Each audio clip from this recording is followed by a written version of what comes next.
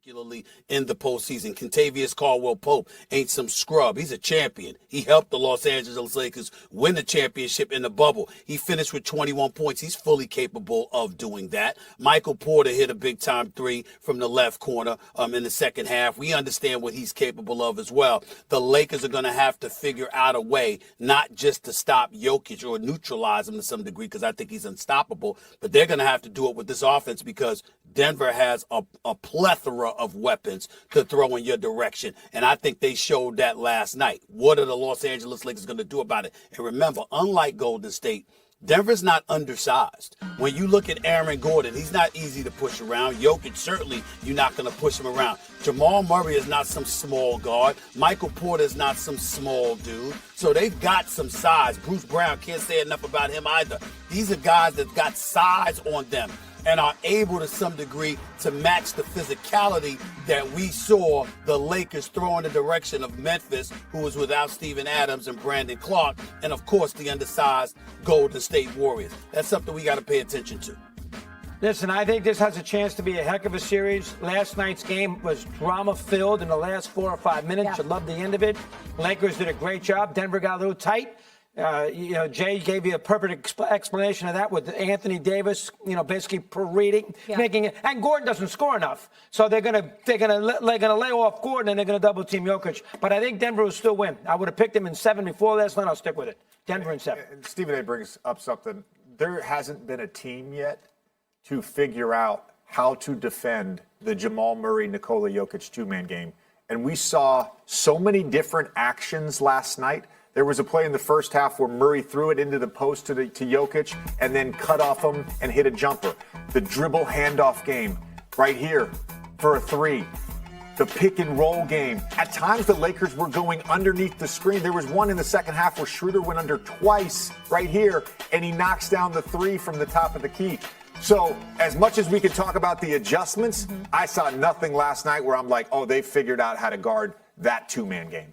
Right, 65 points, right? Stephen A. 30, go ahead. Denver's 4-1 in this postseason when Murray scores 30 or more. You got to stop him if you're the Los Angeles Lakers.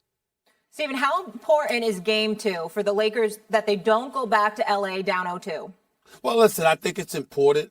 Don't get me wrong, because then you've got to imagine if they lose the game, can you beat the number 1 seed in the Western Conference 4 out of 5? But it has happened before, particularly when you're a team that wins your first 2 games at home, and then you got to go on the road. If the Los Angeles Lakers hold down the fort on their home turf at Crypto.com Arena right here across the street, you pull that off, then you go into Game 5 with momentum, and who knows what could happen. Phoenix was threatening to take that last series because they won games 3 and 4 in Phoenix, and game 5 back in Denver was pivotal, but Denver handled their business on their home turf. If you're LeBron James and the Los Angeles Lakers, it's not the end of the world if you lose game 2, because you still got games 3 and 4 on your home turf, and if you win those games, you'd have momentum for game 5.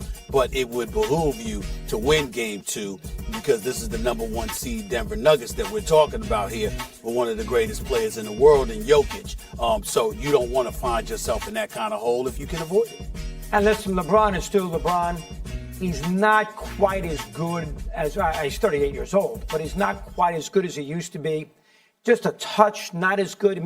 His three-point shooting isn't as good. What is his percentages from 3? I know he hasn't shot the ball well from 3. It hasn't been great all season, and that's really been the one part. I do want to put. Let's acknowledge the injury that he's going to have surgery for. Like he was fantastic, minus the three-point shooting. He was fantastic all season long. There has been times where it looks like he's playing more off the ball and doing a little bit less and conserving. I think some of that is the injury. All right, and he also missed a couple free throws in the fourth, which he's not a lights out, knock him down. JJ, 25% from 3. Yeah, and he took that was a tough shot last. Did you like that possession down by 3 when he had the one chance to tie in the fourth quarter, his long 3? Did you like the possession? It's funny because we've had a number of these shots in the postseasons that we've sort of dissected. Did you like the shot? Did you like the shot? And I'm always like, yeah, the guy's open, shoot the shot, right? Last night, he had Jamal Murray on him at the top of the key. I think you have to put a little bit of pressure on Jamal Murray. When you have that matchup, that to me is a bailout shot. And you can get downhill, make a play at the basket, or kick to a shooter. I didn't love that decision from LeBron James, and generally I do love LeBron James's decision. I want to bring up something because Mad Dog kind of hinted at this. When we talk about must-win games in the playoffs, it's a 7-game series. This is not an 82-game season where you're conserving energy. You can't lose a game. You can't. It's not a must-win. You can't lose a game. Every game means so much, and so I'm confident that the Lakers can make this a series. They've got to win game 2. They've got to win game 2. Hold on. Stop it. We've seen. I sort of. The data would suggest you shouldn't go I don't down care what the 2-0. data suggests. By the way, speaking of data, when Jamal Murray was going up against the Lakers, they shot 13 and 19 from the field, 68% last night. To make your earlier point to buffer that about Jamal Murray and how the Lakers are going to really try to attack him. But to make your point, to address your point about you can't lose. I saw the Lakers, and Doggy, you'll appreciate this. You appreciate this because it's around your alley. In the 80s, I saw the Lakers lose by 40 in an NBA Finals game and come back and win the damn series. Just a few years ago, I'm covering Toronto versus Milwaukee. Toronto is down 0-2 to Giannis, and they win 4 straight. We've seen teams lose playoff games and come back and win the damn series. Don't tell me they can't lose. History has shown you can lose and still come back from an 0-2 deficit in the postseason. Doesn't happen often, but it's happened enough times, particularly when those first 2 losses that occurred for you were on the road. Now, you don't want to lose those first 2 games on your home turf and have to go on the road down 0-2, but if you're at home and you win those games, then you got to go on the road and win too. And usually if you're losing games on the road, but you come back and you protect your home turf, you got a decent shot of winning the series. If anybody can afford to lose game 2, it's LeBron and the Lakers. But I wouldn't advise it. But could they overcome it? Yes, they could. Well, Stop Denver's acting like it's also- impossible. I'm not saying it's impossible, Stephen A. You said you can't. You said you Of course can't. it's happened before. You said it can't. I'm glad you You would can't advise the lose. Lakers to not lose game 2. I'm not advising them.